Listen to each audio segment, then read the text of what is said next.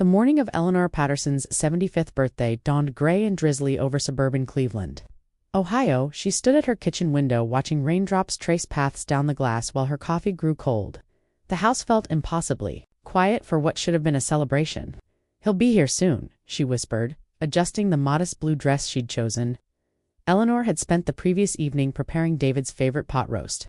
The dining room table was set for two, complete with the good china her late husband Robert had given her for their 20th anniversary. At exactly noon, the doorbell rang. Eleanor's heart lifted as she hurried to answer, but when she opened the door, her smile faltered.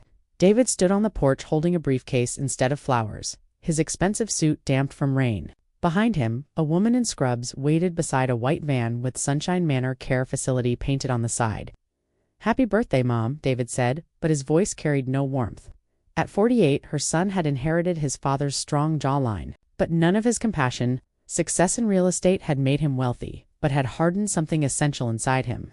"David, what's going on?" Eleanor's voice trembled as she noticed his eyes wouldn't meet hers. "I thought we were having dinner together. We need to talk." He stepped inside without invitation, leaving muddy footprints on her spotless entryway. The care worker remained outside, respectfully distant but unmistakably present.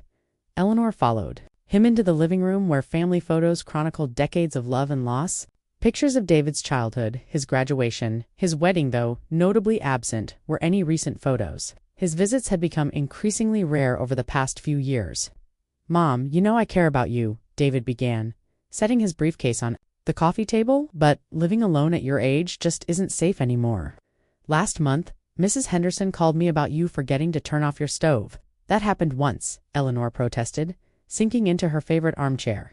"I was distracted by a phone call, and what about when you got lost coming back from the grocery store? You were gone for 3 hours, Mom." Eleanor's cheeks flushed with embarrassment.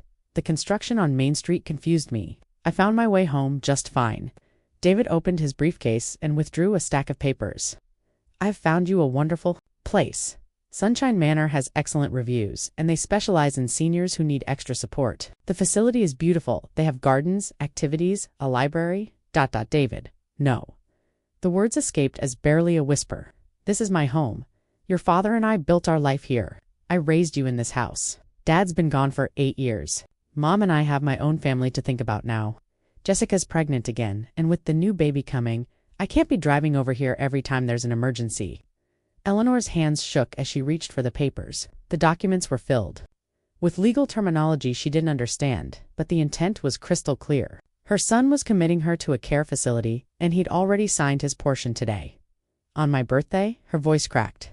"I know the timing isn't ideal, but the facility had an opening and there's a waiting list. Mom, please don't make this harder than it has to be. This is for your own good." The phrase hit her like a physical blow. "For my own good." The same words he'd used when he'd sold her car 6 months ago, claiming she was too old to drive safely. Eleanor stared at the papers, remembering how David used to crawl into her lap during thunderstorms, how she'd stayed up all night when he had pneumonia at age 7, how she'd worked 2 jobs to pay for his college education after Robert died. Now he couldn't even look at her while he dismantled her independence. "I need to pack some things," she said finally, her voice steady despite the tears threatening to fall. "The worker outside can help you.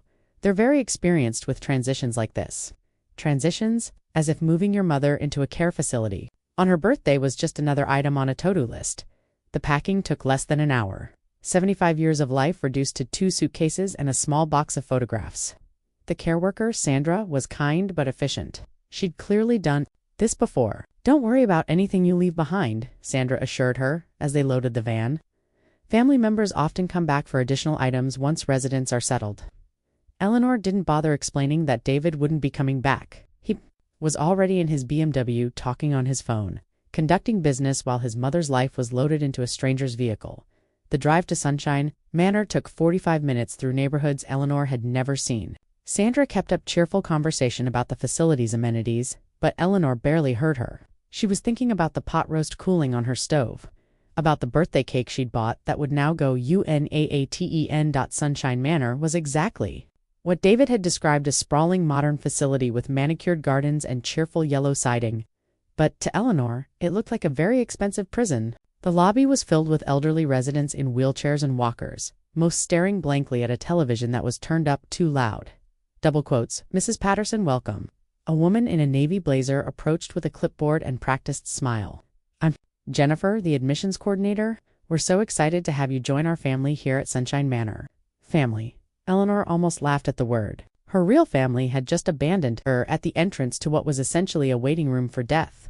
The check-in process was a blur of paperwork and orientation sessions. Eleanor was assigned a small room on the second floor with a view of the parking lot.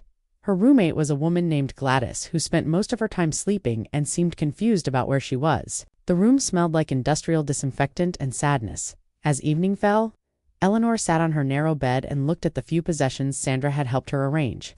A photo of Robert on their wedding day, a picture of David as a baby, a small jewelry box that had belonged to her mother.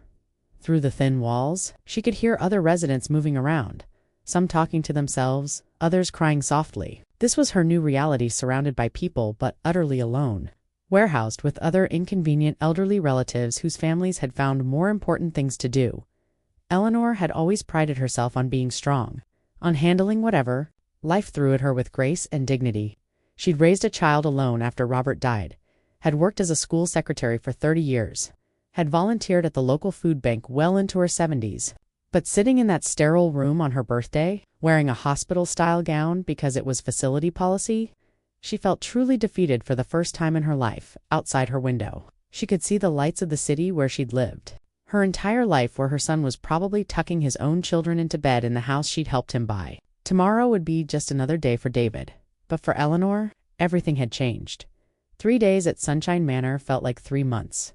Eleanor had barely spoken to anyone except when necessary, moving through the facility's scheduled activities like a ghost haunting her own life. The morning routine was rigidly structured. Breakfast at 7, medication distribution at 8, morning exercises at 9. On Thursday morning, she sat in the dining hall picking at scrambled eggs that tasted like rubber, watching other residents navigate their own forms of quiet desperation.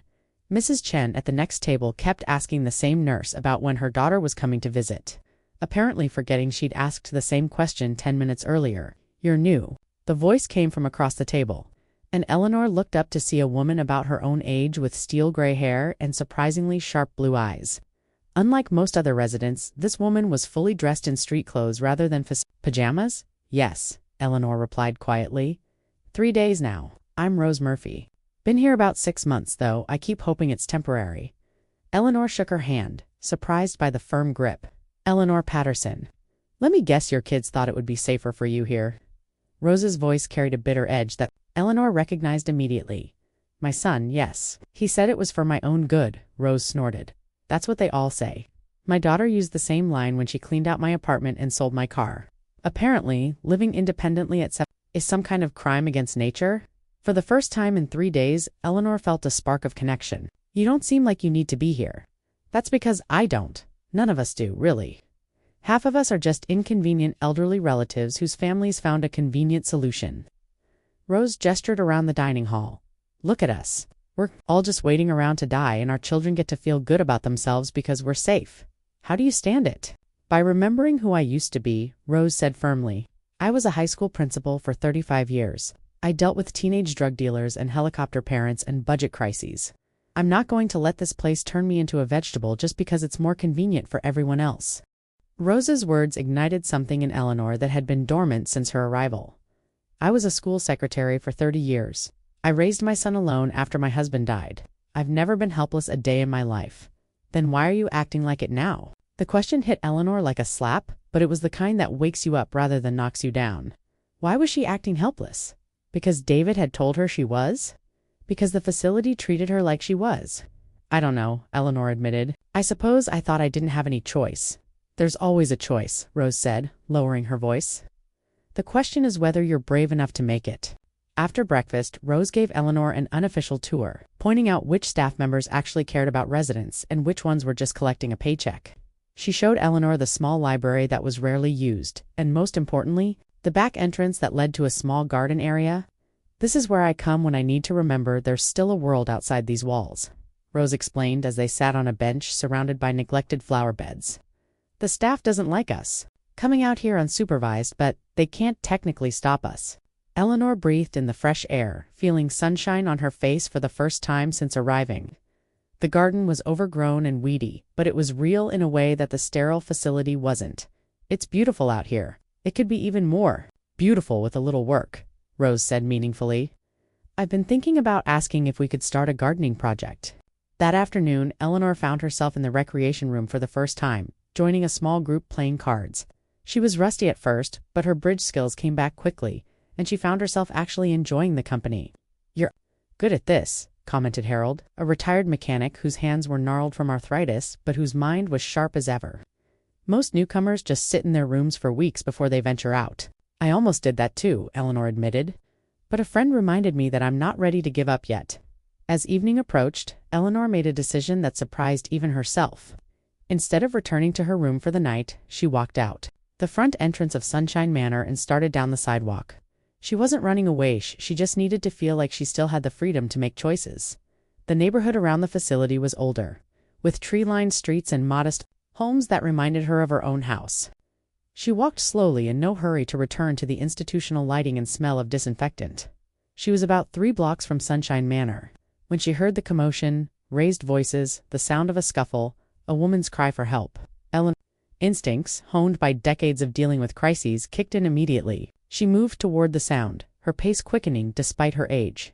Around the corner, she saw them, a young woman, probably in her 20s, cornered against a brick wall by 2 men who were clearly not interested in polite conversation. One was rifling through her purse while the other kept watch. The woman was crying, pleading with them not to take her wallet. Eleanor didn't think. She just acted. "Hey," she shouted, her voice carrying the authority of someone who had spent decades managing crisis situations. "What do you think you're doing?" The 2 men turned, clearly expecting to intimidate an elderly woman into minding her own business. But they hadn't counted on Eleanor Patterson, who had faced down angry parents, dealt with troubled teenagers, and navigated the bureaucracy of public education for 3 decades. "Walk away, lady," one of them warned. "This isn't your problem." "Like hell it isn't," Eleanor shot back, pulling out her cell phone. "I'm calling the police right now, and I'm taking pictures of both of you. So you can either run away like the cowards you are, or you can explain to the officers why you're robbing a young woman in broad daylight." The muggers looked at each other uncertainly. They'd been prepared for victim compliance, not confrontation from a 75-year-old woman who clearly wasn't intimidated. "You're crazy, lady," the second man said, but he was already backing away. "I'm not crazy," Eleanor replied, her finger hovering over the emergency call button. "I'm just too old to be scared of punks like you. Now get out of here before I really lose my temper." What happened next surprised everyone, including Eleanor herself. The 2 men simply ran, dropping the woman's purse and disappearing around the corner like teenagers fleeing a school principal's office. "Are you okay?" Eleanor asked the young woman who was still shaking against the wall. Yes, I think so, thank you. I can't believe you did that. Weren't you scared?" Eleanor considered the question. Had she been scared? Maybe, but not in the way the woman meant. She'd been more afraid of becoming the kind of person who walked away from someone who needed help. "A little," she admitted. "But I've learned that being scared and being brave aren't mutually exclusive." What neither Eleanor nor the young woman noticed was the teenager across the street who had captured the entire incident on his phone.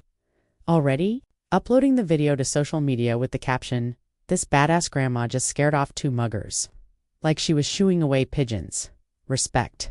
By the time Eleanor returned to Sunshine Manor, she was walking with a confidence she hadn't felt since before David's visit. The staff noticed the change immediately, but attributed it to her finally adjusting to facility life. They had no idea that Eleanor Patterson was just getting started. David Patterson was having his morning coffee and scrolling through his phone when his world shifted on its axis. He'd been absently checking Facebook when a video thumbnail caught his eye. The image was grainy, clearly shot from a distance, but something about the figure in the center made him stop scrolling. The woman in the video looked familiar, too familiar. He clicked play and his coffee mug slipped from his nerveless fingers, shattering against the kitchen floor. The sound brought his wife Jessica rushing in from the living room, her hands protectively cradling her pregnant belly. "David, what happened?" But David couldn't speak. He could only stare at his phone screen, watching his 75-year-old mother, the woman he'd deposited in a care facility just 3 days ago because she was supposedly too frail and confused to live independently, confronting 2 armed muggers with the confidence of a seasoned police officer. "Oh my God," Jessica whispered, reading over his shoulder as the comments began loading. Is that ... Is that Eleanor?" The video had been uploaded 18 hours ago by a user named @StreetHeroTeen, with the caption, "Grandma Gangster Saves the Day." This legend just schooled to thugs who thought they could mess with an innocent girl. Hashtag badass, grandma, hashtag real hero, hashtag never underestimate your elders. David watched in horrified fascination as his mother calmly pulled out her phone and threatened to call the police while simultaneously taking pictures of the perpetrators. Her voice was clear and strong, carrying an authority that made both muggers back down without any physical confrontation. "David," Jessica said quietly, "how many times has this video been shared?" David's hand trembled as he checked the statistics. 43,000 shares, 12,000 comments, 200,000 likes. Even as he watched, the numbers continued climbing. The comments section was a mixture of praise, amazement, and increasingly questions about the woman's identity. Someone had already started a thread trying to figure out who she was, and David felt sick as he realized it was only a matter of time before someone connected the dots. "Turn on the news," he told Jessica, his voice hoarse. "Local news. Channel 5, they both watched in stunned silence as the morning news. Anchors discussed the viral video of an elderly woman stopping a mugging in Cleveland. The footage played again, this time on television, reaching an even wider audience. "The woman's identity hasn't been confirmed," the anchor was saying, "but police are calling her actions brave and commendable." The two suspects were arrested yesterday evening after being identified from the clear photographs she took during the incident. David's phone started ringing, then Jessica's, then the landline. Within minutes, their quiet morning had descended into chaos as friends, neighbors, and reporters all tried to reach them with questions about whether they knew the identity of the hero grandmother. By noon, the story had gone national. CNN picked it up as a feel-good segment. The video had been shared over 1 million times across all social media platforms. Someone had created a meme using Eleanor's image with the caption, "When you're 75 but still got time to be a superhero." David's business phone hadn't stopped ringing. Colleagues, clients, and competitors all wanted to know if he'd seen the video, if he knew who the woman was. "Mr. Patterson," his secretary's voice came through the intercom. "There's a reporter from Channel 8 here to see you. She says she has some questions about the viral video." David's blood ran cold. Somehow, someone had made the connection. "Tell her I'm not available." Meanwhile, at Sunshine Manor, Eleanor was completely unaware of her newfound fame. She'd spent the morning in the garden with Rose, pulling weeds and discussing which flowers they might plant if the administration approved their gardening project. "You're different today," Rose observed as they worked side by side. "More ... yourself, I suppose." "I remembered something last night," Eleanor said, carefully extracting a dandelion root. "I remembered that I'm not helpless just because other people find it convenient to think I am." Their conversation was interrupted by Jennifer, the admissions coordinator, who approached them with an expression Eleanor had never seen before. It was somewhere between confusion and concern, with a dash of barely contained excitement. "Mrs. Patterson, could I have a word with you, please?" Eleanor followed Jennifer back into the building, wondering if she was in trouble for leaving the facility the night before. But when they reached Jennifer's office, Eleanor was surprised to see several staff members clustered around a computer screen, all talking in hushed, excited voices. "Mrs. Patterson," Jennifer began carefully, "were you involved in any kind of incident last night when you went for your walk?" Eleanor's first instinct was to downplay what had happened, but something in Jennifer's tone suggested this was more serious than she'd realized. "There was a young woman being robbed. I helped her." "Helped her? How, exactly?" "I scared off the men who were bothering her." "Why is she okay?" Jennifer turned the computer screen toward Eleanor, and her world suddenly became very complicated. There, playing on repeat, was video footage of her confronting the two muggers, but it wasn't being shown on a local news website. It was being broadcast on what appeared to be every major news outlet simultaneously. "Mrs. Patterson," Jennifer said softly, "you're famous." Eleanor stared at the screen in disbelief as the video played again. She watched herself move with a confidence and authority she hadn't realized she possessed. The woman in the video looked nothing like the defeated, helpless person she'd felt like 3 days ago. "How many people have seen this?" she asked weakly. "As of an hour ago? About 2 million, and it's still growing." Eleanor sank into a chair, overwhelmed by the implications. She'd gone from complete anonymity to viral sensation in less than 24 hours. What she didn't know was that at that very moment, David was fielding increasingly aggressive calls from reporters who had finally made the connection between Cleveland's viral hero and the successful businessman who had recently placed his mother in a care facility. The story was about to become much more complicated than a simple feel-good video about an elderly woman stopping a crime. The narrative was shifting from brave grandmother saves the day to why is this obviously capable woman in a nursing home. And David Patterson was running out of time to control the story before it destroyed everything he'd worked to build by Friday morning. Eleanor Patterson's name was trending on Twitter alongside hashtags like #badassgrandma and #elderlyhero. The story had evolved beyond a simple viral video into a full-scale media phenomenon, complete with investigative reporting and enough public interest to sustain a news cycle. Eleanor sat in the Sunshine Manor common room, surrounded by reporters, residents and staff members trying to process how her quiet life had exploded into something unrecognizable. The woman interviewing her, polished correspondent from Good Morning America, smiled with the practiced warmth of someone who made her living extracting compelling stories. "Mrs. Patterson, when you saw that young woman in trouble, what went through your mind?" Eleanor adjusted her position in the armchair, still not entirely comfortable with the attention, but determined to handle it with dignity. "I didn't really think, to be honest. I just saw someone who needed help, and I knew I could provide it. In my 30 years working at Riverside Elementary, I dealt with plenty of difficult situations. This wasn't really different, but you're 75 years old, and these were two younger men who could have seriously hurt you. Weren't you afraid?" "Fear and action aren't mutually exclusive," Eleanor replied. "I was concerned, yes, but I was more concerned about what would happen if I did nothing." The interviewer leaned forward, her expression shifting to something more serious. "Mrs. Patterson, I have to ask, you're clearly an intelligent, capable woman who successfully confronted two criminals. Can you help our viewers understand why someone with your obvious competence is living in a care facility?" There it was, the question Eleanor had been dreading and expecting in equal measure. She glanced around the room, seeing Rose watching supportively from a nearby chair, seeing the facility staff who had treated her kindly but impersonally, seeing the cameras that would broadcast her answer to millions of people. "That's a complicated question," she said finally. "Sometimes families make decisions they believe are in their loved one's best interest, even when the person being affected might disagree with that assessment." "Are you saying your family forced you into this facility against your will?" Eleanor hesitated. The simple answer was yes, but she understood the implications of saying that on national television. David was still her son, despite everything. "I'm saying that the decision to move here wasn't entirely mine," she said carefully, "but I'm also learning that we all have more choices than we sometimes realize. This week has reminded me that I'm not done making my own decisions." The interview continued for another 20 minutes, covering everything from Eleanor's background to her thoughts on aging. Throughout it all, she remained poised and thoughtful, presenting herself as neither a victim nor a saint, but simply as a person who had remembered her own worth. What Eleanor didn't see was David, watching the interview from his office with growing horror. Every measured, dignified word his mother spoke made his own actions look more selfish and callous by comparison.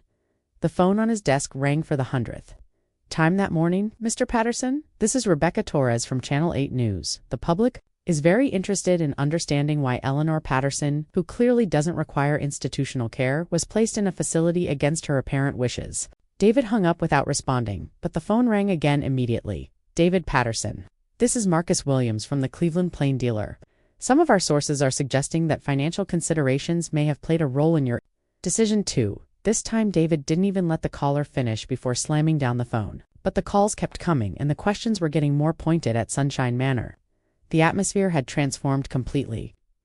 Residents who had shuffled through their days in quiet resignation were suddenly animated, proud to be associated with Eleanor's story. "Mrs. Patterson," Rose said, as they sat together in the garden later that afternoon, "you realize what you've done, don't you?"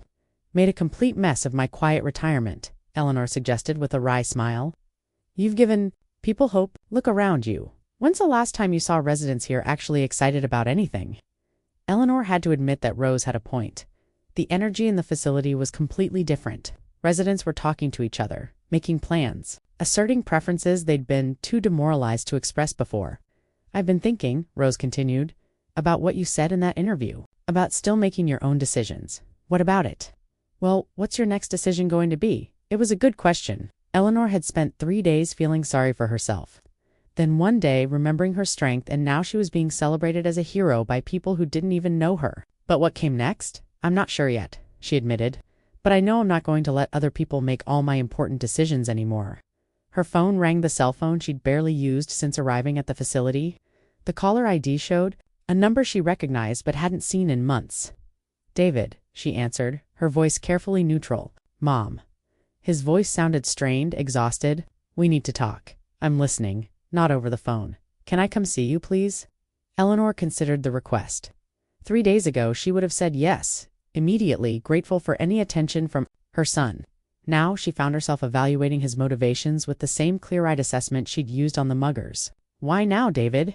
Because you want to see me? Or because the reporters won't leave you alone? The silence on the other end stretched long enough to provide her answer. Both, he said finally, and she had to give him credit for honesty. Mom, I'm sorry. I handled everything wrong and now it's all over the news and I just... I need to fix this. Fix what? Exactly? The situation or your reputation? Does it matter? Either way, we need to talk. Eleanor looked around the garden where she'd found some measure of peace, where Rose had helped her remember who she was. All right, but not here. If you want to talk to me, you can pick me up and we'll go somewhere private. I'm tired of conducting my personal business in front of an audience. Okay, I'll be there in an hour. When David arrived, Eleanor was waiting in the lobby with a small overnight bag. He looked terrible. His usually immaculate appearance was rumpled, his face drawn with exhaustion and stress. Mom, he said quietly, thank you for agreeing to see me. Where are we going? I thought maybe we could go to your house, if that's okay with you. Eleanor felt a flutter of surprise. My house. I thought you were going to sell it. I was, but it's still yours for now, and I thought you might want to see it again. The drive was mostly silent, both lost in their own thoughts. Eleanor watched familiar neighborhoods roll past, feeling a mix of anticipation and sadness. When they pulled into the driveway, Eleanor's breath caught. The lawn had been mowed, the flower beds weeded, the walkway swept clean. Through the front window, she could see that the furniture was still arranged exactly as she'd left it. You've been taking care of it, she said. Jessica has. She said it was important to keep it nice in case... double quotes. He trailed off. In case... what? In case I came to my senses, I think were her exact words. Inside, the house smelled like home rather than abandonment. Someone had been dusting, running the dishwasher, keeping the plants watered. Eleanor touched the familiar surfaces with something approaching reverence. Mom, sit down, please. I need to say some things and I need you to let me get through them. Before you respond, Eleanor settled into her favorite armchair, and from this familiar vantage point, her son looked younger and more vulnerable than he had in years. I was wrong, he began, his voice barely above a whisper. Not just about the timing or the way I handled it, but about the whole thing. You didn't need to be in that place. You were managing fine on your own, and I took that away from you because it was easier for me not to worry. Eleanor remained silent, sensing there was more. When Mrs. Henderson called about the stove, I panicked. When you got lost that one time, I decided you were declining faster than you actually were. I started seeing problems that weren't really there because I was looking for an excuse to make a decision that would make my life simpler. Go on. The truth is, I was scared. Scared of getting a call that something had happened to you. Scared of having to drop everything to deal with a crisis. Scared of watching you get older. So I convinced myself that putting you somewhere safe was the right thing to do, when really it was just the convenient thing to do. David stood up and began pacing, his words coming faster now, as if he were afraid he'd lose his nerve. And then I saw that video. I saw you handle a situation that I probably couldn't have handled as well. And I realized that the woman I'd been treating like a helpless invalid was braver and more capable than I am. Tell me how that felt. Like I'd been lying to myself. About who you are because it made it easier to live with what I'd done to you? I took a strong, independent woman and convinced her she was helpless, and she almost believed me. Eleanor felt tears prick her eyes, but not from sadness. For the first time in their conversation, David was seeing her clearly. The reporters keep calling, wanting to know why someone like you is in a care facility. And the truth is, there's no good answer. You're there because I failed you as a son. David, I'm not done, please. He sat back down, leaning forward with his hands clasped between his knees. I want you to come home. Not because the reporters are making my life difficult, and not because I'm embarrassed by the attention, but because this is where you belong. This is your house, your life, your choice to make. Eleanor studied her son's face, looking for signs of manipulation or self-interest. But what she saw was genuine remorse and something she hadn't seen from him in years. Respect. What about your concerns? The stove incident? Getting lost? All the reasons you thought I needed supervision. We'll figure it out together. Maybe we set up some check-ins. Maybe we get you one of those medical alert systems. Maybe we just trust that you'll ask for help if you need it. But those are accommodations to support your independence, not reasons to take it away. Eleanor stood up and walked to the window, looking out at the garden she'd tended for decades. The tomato plants needed staking, and the roses could use some pruning. But everything was still growing, still alive, still hers. What about Jessica, the new baby? Your busy life that doesn't have room for an aging mother? Jessica was against the whole thing from the beginning. She said I was making a mistake, that you were sharper than half the people at my office. As for my busy life, he paused, choosing his words carefully. Maybe it's time I remembered what's actually important. Eleanor turned back to face him. And if I say yes, if I come home? What happens the next time I forget to turn off the stove or take a wrong turn? Then we deal with it like adults. We problem solve instead of panic. We support each other instead of making unilateral decisions. For the first time since David had arrived at her door with papers and a care facility van, Eleanor felt like she was talking to her son rather than to someone who saw her as an obligation to be managed. I need some conditions, she said finally. Name them. First, this house stays in my name until I decide otherwise. Not when you think I'm too old to live here, not when it becomes inconvenient, but when I choose. Agreed. Second, I make my own medical decisions. You can have input, you can express concerns, but I'm not a child who needs a guardian. Agreed. Third, we have regular conversations about how things are going. Not crisis management calls. When something goes wrong, but actual communication, I'd like that. Eleanor studied his face one more time, looking for the man who had dismissed her concerns and signed her away like unwanted furniture. But that man seemed to have been replaced by someone who looked remarkably like the boy she'd raised to be, thoughtful and caring. All right, she said. I'll come home. David's relief was visible, his shoulders sagging as if he'd been holding his breath for days. Really, really. But David, yes, if you ever make a major decision about my life without consulting me again, I will make that viral video look like a warm-up act. Are we clear? Despite everything, David smiled, the first genuine smile she'd seen from him in months. Crystal clear, Mom. As they sat together in Eleanor's living room, planning her return home and rebuilding their relationship, neither of them noticed the news van that had pulled up across the street. The story wasn't over yet, but for the first time in days, Eleanor wasn't thinking about cameras or reporters or public perception. She was thinking about watering her garden, cooking in her own kitchen, and sleeping in the bed she'd shared with Robert. For 30 years, 2 hours later, Eleanor walked back into Sunshine Manor, not as a defeated resident, but as a woman who had remembered her power and used it to reclaim her life. Rose was waiting in the lobby, and her face lit up when she saw Eleanor's expression. You're leaving, aren't you? I'm going home, Eleanor confirmed. Tomorrow morning, good for you. I'm going to miss having someone around here who remembers what it's like to be alive. Rose, Eleanor said, sitting down beside her friend. What would you say if I told you that you don't have to stay here either? What do you mean? I mean, maybe it's time for all of us to stop accepting other people's definitions of what we're capable of. Maybe it's time to remind the world that being 75 doesn't mean being finished. Rose's eyes lit up with a possibility she hadn't dared consider. Are you suggesting what I think you're suggesting? I'm suggesting that there are probably a lot of people in places like this who aren't actually ready to give up on their lives. And maybe, just maybe, we could help them remember that they still have choices. As Eleanor packed her belongings for the second time in less than a week, she realized that the young woman she'd helped on the street had inadvertently helped her as well.